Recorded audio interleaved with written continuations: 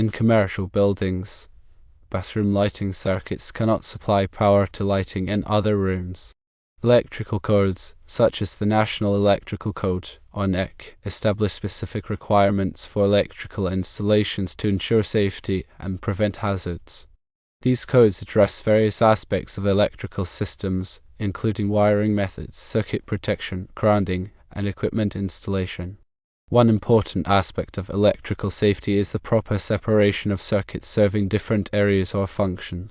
This separation helps to minimize the risk of electrical faults, overloads, and fires.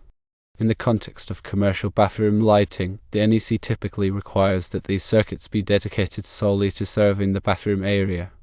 This means that the bathroom lighting circuit cannot be used to power lights in adjacent rooms or other parts of the building.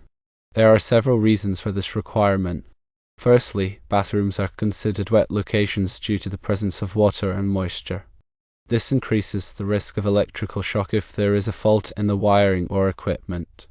By isolating the bathroom lighting circuit, the potential for shock hazards is reduced in other areas of the building. Secondly, bathrooms often have specific lighting requirements such as the use of ground fault circuit interrupter, or GFCI, protection for receptacles and lighting fixtures. GFCI protection is designed to quickly detect and interrupt electrical current leakage to ground, which can prevent serious injury or death in the event of an electrical shock. By dedicating a separate circuit to the bathroom lighting, it is easier to ensure that the GFCI protection is properly installed and functioning correctly. Thirdly, separating bathroom lighting circuits from other circuits helps to prevent overloading and voltage drops. Bathrooms may have multiple lighting fixtures, exhaust fans, and other electrical loads that can draw significant current. If these loads are combined with the lighting in other rooms, the circuit may become overloaded, which can cause the circuit breaker to trip or the wiring to overheat. This can lead to nuisance tripping, equipment damage, and even fire hazards. Furthermore, voltage drops can occur when a circuit is heavily loaded. Voltage drop is the reduction in voltage that occurs as electrical current flows through a conductor. Excessive voltage drop can cause lights to dim, equipment to malfunction, and motors to overheat. By separating bathroom lighting circuits from other circuits, the risk of voltage drops is minimized, ensuring that all electrical equipment receives the proper voltage. The NEC provides specific guidelines for the installation of electrical circuits in commercial buildings. These guidelines cover various aspects, including the type and size of conductors, the overcurrent protection devices, the grounding and bonding requirements, and the wiring methods. It is important for electrical contractors and building owners to follow these guidelines carefully to ensure that the electrical system is safe, reliable, and compliant with the applicable codes and regulations. In addition to the NEC, local building codes may also have specific requirements for electrical installations in commercial buildings. These local codes may be more stringent than the NEC in some cases, or they may address specific local conditions or concerns.